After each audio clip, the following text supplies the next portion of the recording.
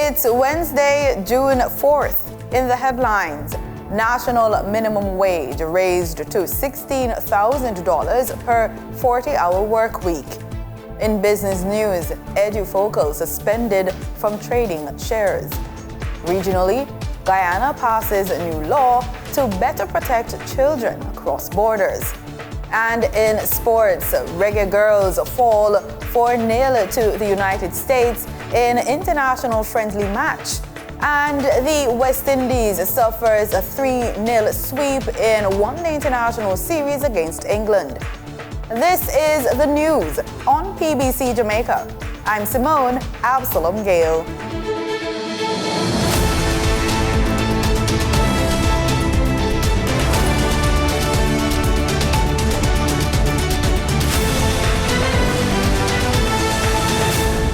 Effective June 1, the national minimum wage has been increased from $15,000 to $16,000 per 40-hour work week, equating to $400 per hour.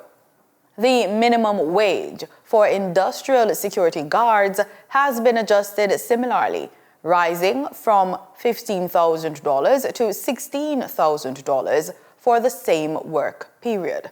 Labor and Social Security Minister Pernell Charles Jr.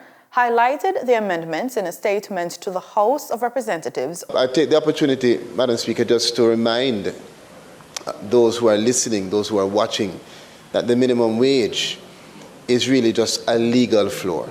It is not a moral ceiling, something which I had indicated when we had extended discussion on the matter.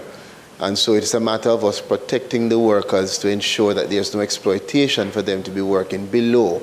We encourage persons who can, all individuals and business, to ensure that they do more if you have the capacity to do so. The update does not affect allowances or insurance benefits under the Industrial Security Guard order. The government has paid nearly $7 billion to litigants successfully in their legal claims against the state. Justice Minister Delroy Chuck made the announcement during the sectoral debate in the House of Representatives on Tuesday. Minister Chuck says the prompt payments are part of ongoing efforts to improve efficiency within the justice system. The minister adds that the resolution of these long-standing debts has restored public confidence in the government's commitment to fulfilling its financial obligations to successful litigants. The last 3 years, Madam Speaker, we have paid out all the judgment debts and have reserve. We have had to return it to the consolidated fund. In addition, significant progress has been made in reducing the backlog of cases in Jamaica's courts. He says the judiciary now operates at international standards, with a backlog rate below 2%, well under the global 5% threshold for being considered backlog-free. Let us look at the results relating to the backlog in the parish courts, the payment of justice debts, the processing of attorneys' claims, the support to the General Legal Counsel, the growth in the number of judges, and the expanded cadre of prosecutors at the Office of the Director of Prosecutions. The records, Madam Speaker, show that the backlog in our parish courts has literally disappeared. Further, approximately 72% of applicants seeking criminal record expungements have been granted pardons, facilitating offender reintegration. Not everybody who applies, Madam Speaker, gets it. The expungement committee examine the records, sometimes ask for social inquiry report, and many of them are refused. But those who apply and comply and have not committed any offense, the expungement committee, in a fair number of cases, grant them to start a new life. And believe me, Madam Speaker, to the best of my knowledge, we have not had any case of persons expunged committing further offenses. Since 2016, over 7,000 expungement applications have been approved out of nearly 11,000. In the 2024-2025 fiscal year alone, 1,800 of 2,500 applicants were approved. A new prompt engineering course is coming to Heart NSTA Trust, part of the major government push to equip young Jamaicans with artificial intelligence skills. Prime Minister Dr. Andrew Holness made the announcement at the 2024 National Youth Awards ceremony, where dozens of young achievers were celebrated for their excellence across multiple fields. Danita Rodney reports. A new artificial intelligence training course is on the horizon for young Jamaicans. The Heart NSTA Trust is rolling out a prompt engineering program aimed at helping them better navigate and use artificial intelligence tools. Prime Minister Dr. Andrew Holness made the announcement during the National Youth Awards ceremony over the weekend. We recognize that artificial intelligence and digital innovation will shape the jobs of tomorrow. Jamaica will not be left behind.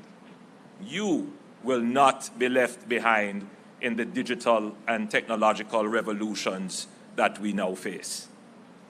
I have given directives to Heart to introduce a prompt engineering course, and I know all of the young people know what I'm talking about when I say prompt engineering, to train Jamaicans in effectively using AI tools.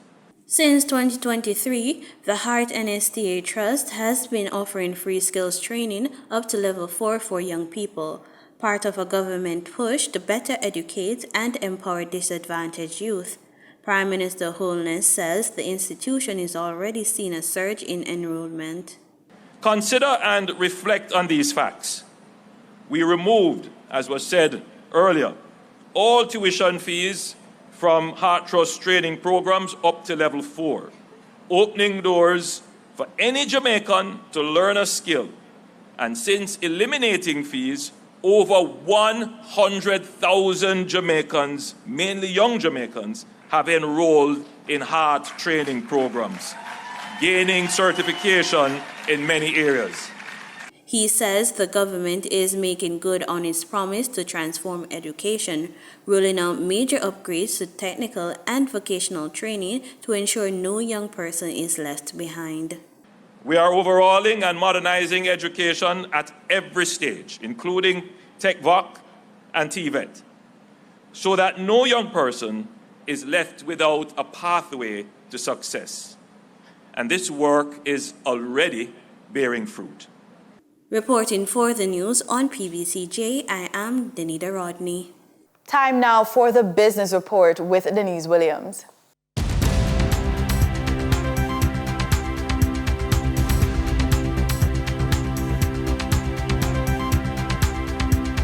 Welcome to today's business report. I'm Denise Williams, here to bring you the stories shaping the financial world and guiding your journey to smarter business decisions. Let's dive into the top headlines. Online educational platform EduFocal has been suspended from trading on the Jamaica Stock Exchange due to failure to file 2024 audited financial statements. According to the JSE, EduFocal statements were due March 1st, 2025, but are now 92 days overdue as of June 2. This is not the first time the company has faced a suspension. EduFocal was also suspended last year for failing to file its 2023 audited results.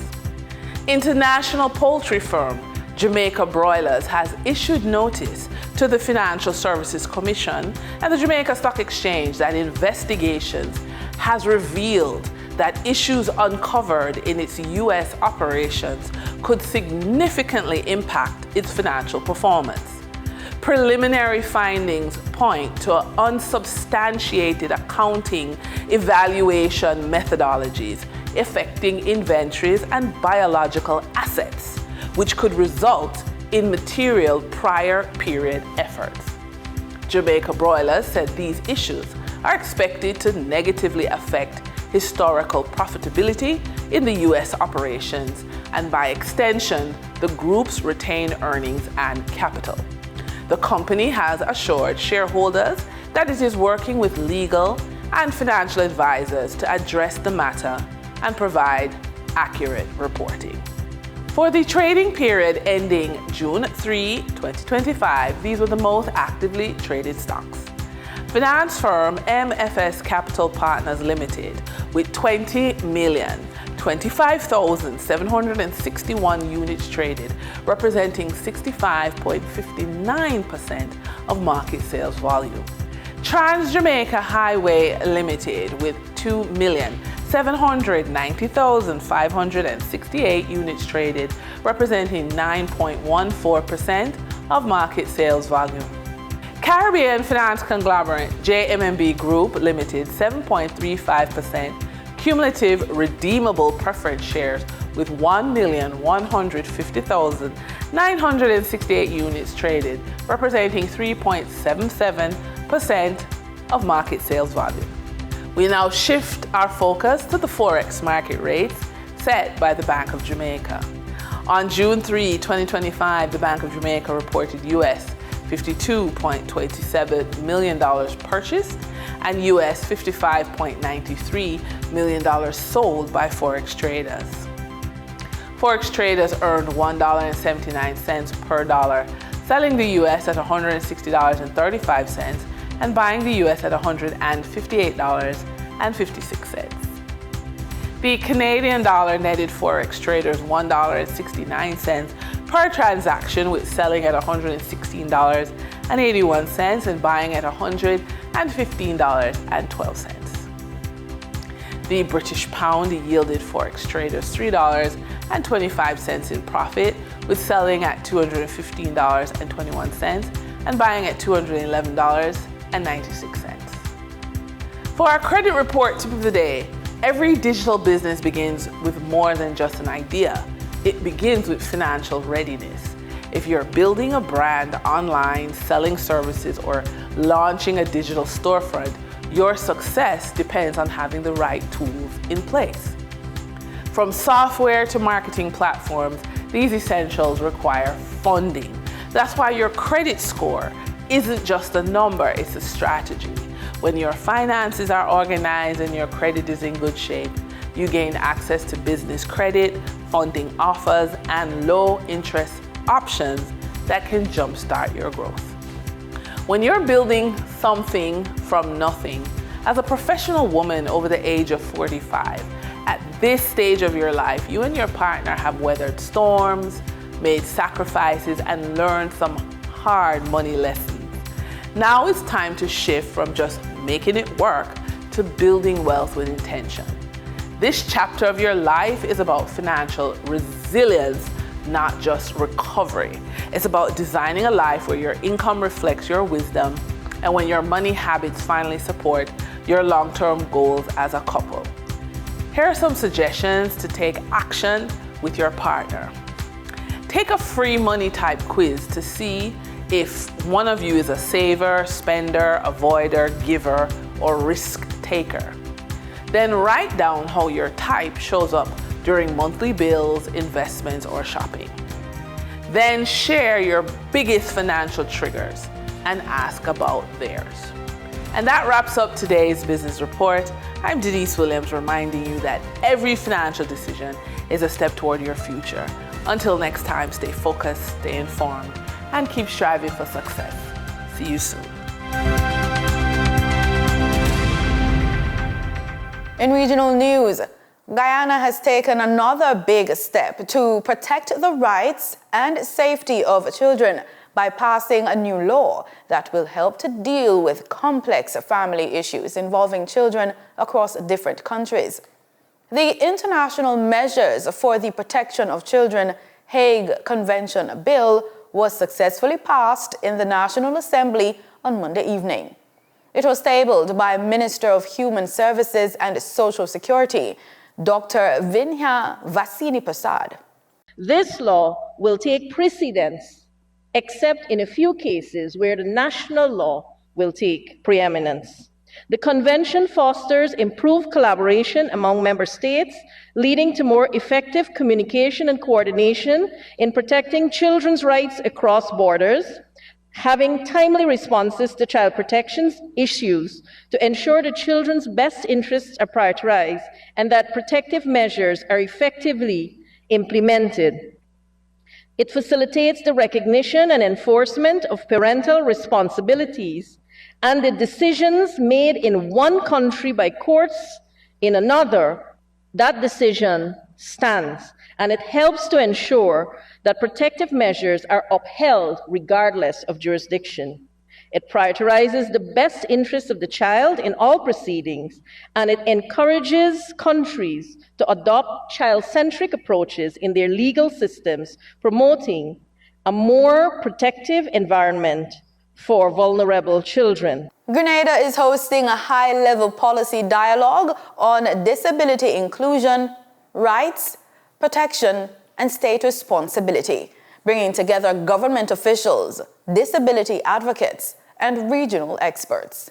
Government officials, representatives from disability rights organizations, regional experts, and disability advocates gathered at the Radisson's Beach Resort on Tuesday to launch a high-level policy dialogue on disability inclusion, rights, protection, and state responsibility. The event themed Advancing Equity and Dignity, Strengthening Disability Inclusion in Grenada's Development Framework aims to bring national attention to the urgent need for stronger policy frameworks and state accountability in promoting and protecting the rights of persons with disabilities. Permanent Secretary in the Ministry of Social Development and Gender Affairs, Petal Rush, delivered remarks stating that the two-day discussion would focus on legislative and policy frameworks, inclusive education, access to healthcare, employment opportunities, and the role of government institutions in dismantling systematic barriers faced by persons with disabilities.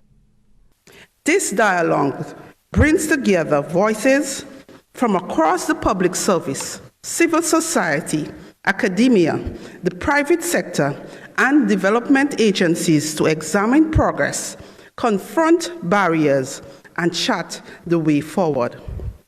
Over the next 2 days, we will take an in-depth analysis and examine key priorities areas including education, healthcare, social protection, employment, economic empowerment, and government.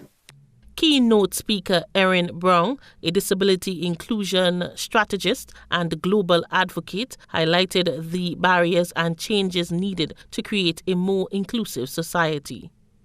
The ask is simple. Move from consultation to co-governance.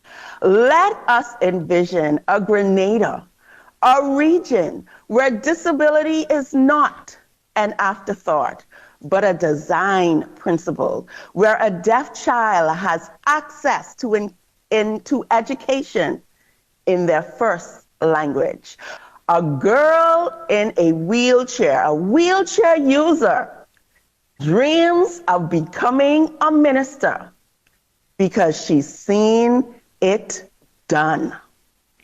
Let this dialogue today not only Featured speaker Dr. Martin Batiste, Chief of the Social Sector Division at the Caribbean Development Bank, discussed ways the state can provide for persons with disabilities. In the medium term, over the next 3 years, governments must strengthen the protections that persons with disabilities have so that they are safeguarded against exploitation, violence, and abuse. And thirdly, in the long term, states have a responsibility to emphasize the sustainable inclusion by institutionalizing mechanisms to ensure that persons with disabilities enjoy their rights to life and equal participation in society. The forum aims to generate key insight and recommendations to support the development and implementation of a national disability policy aligned with international human rights standards and to fulfill Grenada's commitment under the United Nations Convention on the Rights of Persons with Disabilities. Rena P. Thomas, GBN News. There is a fresh call for Antigua and Barbuda's private sector to tap into the resources available from the United Nations. It comes as UN agencies are working to strengthen their partnership with the country's private sector. A high-level event was held at Royalton Resort on Tuesday under the theme, Private Sector Partnerships for Sustainable Development. Philana Johnson reports. The United Nations agencies are providing details about the resources they have available to assist the local private sector to drive sustainable development projects. The UN's resident coordinator for Barbados and the Eastern Caribbean, Simon Brigette, says this move is not only good for the planet, but for business as it opens new doors to capital. I urge you to integrate sustainability into your core strategies, champion inclusive economic growth, and invest in green, innovative, and socially responsible solutions. The United Nations stands ready to work with you as a committed development partner. So let us please seize this moment. Let us work together, public and private sectors, local and international partners.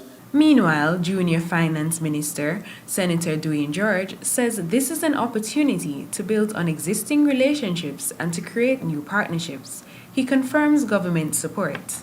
The ministry is well aware of the challenges faced by the private sector, and we have responded with deliberate, targeted strategies to address them. In recent years, the government of Antigua and Barbuda has implemented a number of forward-thinking measures aimed at deepening public-private collaboration through innovative partnership model. Representatives of the private companies say this initiative shows them they are not alone. Today was a step forward for our goals in the private sector and nationally for sustainable development in Antigua and Barbuda. It's really important for the country itself. It's also important for a lot of businesses to be able to be sustainable for their longevity as well as just to preserve our beautiful island. We have something unique here where we're a small island. We're not super overdeveloped, we're not underdeveloped, so it's nice to come to something like this where you see so many different people that are taking part in this initiative. This is another building block towards achieving the Sustainable Development Goals. Philana Johnson, ABS News. In sports, we begin our report with news on football. The Reggae Girls suffered a 4-0 defeat to the United States in an international friendly held at Energizer Park Stadium in Missouri on Tuesday. Ali Sentner opened the scoring for the 4-time world champions with 2 goals in the 19th and 28th minutes. Lynn Bayendolo added 2 more strikes in the 60th and 88th minutes to seal the victory for the U.S. team. Jamaica's next match is scheduled for June 29 when they face England at the King Power Stadium. In other football news, with a crucial World Cup qualifier just days away, Trinidad and Tobago's senior men's football head coach, Dwight York, has named his 26-man squad to face St. Kitts and Nevis. York says the team reflects a new era for the Trinidad and Tobago football, blending experienced names with rising talent as they prepare for Friday's all-important clash. With the Trinidad and Tobago senior men's football team's crucial CONCACAF World Cup qualifier against St. Kitts and Nevis drawing near, head coach Dwight York has named the 26-man squad ahead of Friday's match. In the goalkeeping department, TNT's first-choice goalkeeper and AV Alta FC player Denzel Smith retains his place on the team. York would also be relying on veteran Marvin Phillip and Defence Forces Jabari St-Hilaire. Among some of the defenders is the reliable Alvin Jones, 34-year-old Sheldon Bato, Josiah Trimmingham, and young American-based defender Wayne Frederick II. Left-back Andrew Raymond and Isaiah Garcia were also included. The midfield has a lot of attacking options in the form of Kevin Molino and Jovian Jones.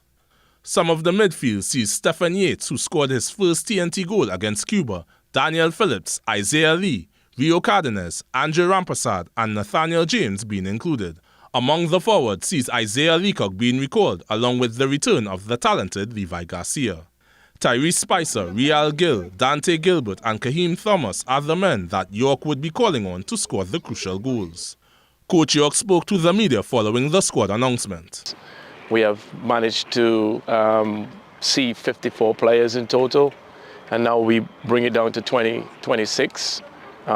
Gives me a good idea, and I think now you can see the new era, as I called it, the new era of Trinidad and Tobago football, and I'm sure the public will be surprised by a few names and faces that they're probably not familiar with. But we have done our due diligence in terms of recruitment and observing these players over the 54 players, and now we come down to these 26 players. York also shared the mindset of the team heading into the all-important clash. Well, I think first to begin, there is no complacency in this team. We certainly respect St. Kitts Nevis as a team.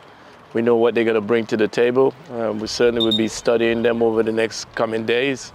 We certainly will be preparing for a really tough game. So rest assured that even though on paper it may look like a game that we should win, but we know how the game is played, and the players have to understand that there's work to be done, and we still work into that, and the preparation starts towards that game come Friday. Adrian Nazar, TTT Sport. We look now to cricket as the West Indies have suffered a 3-0 sweep in the 3-match one-day international series against England. The Caribbean cricketers were defeated by 7 wickets on the DLS method in the third and final match at the Oval on Tuesday. Terry Andrew reports. In a match reduced to 40 overs, Windies put into bat struggled to 251 for 9. The Caribbean side got off to a slow start as they aimed to put runs on the board. They were 28 for 3 in the 7th over. A brief cameo from Casey Carty, who hit 29 while putting on 72 for the 4th wicket, with Sherfin Rutherford, helped to rebuild the innings. Rutherford scored a run of ball 70, hitting 9 fours and 2 6s, but wickets continued to fall around him before he succumbed to the pressure. Alzari Joseph and Gudakesh Moti then put on a 91-run partnership from 68 balls for the 8th wicket. Joseph hit 5 fours and 2 6s in 41 from 29 balls, and Moti slammed 5 boundaries and 3 maximums in a 54-ball 63. Adil Rashid did the damage with 3 for 40, while Saqib Mahmood, Bryden Cars and Matthew Potts picked up 2 wickets each. In the run chase, England got to their revised target of 246 for 3 in 29.4 overs. Jamie Smith and Ben Duckett hit 64 and 58 respectively, while Joe Root got to 44. Josh Butler and Harry Brooks ended the match with 41 and 26 respectively. The sides will now turn their attention to the T20 International Series, which begins on Friday. Terry Andrew, ABS Sports. And that's the news on PBCJ. You can follow us on our social media platforms at PBCJamaica. Thanks for watching.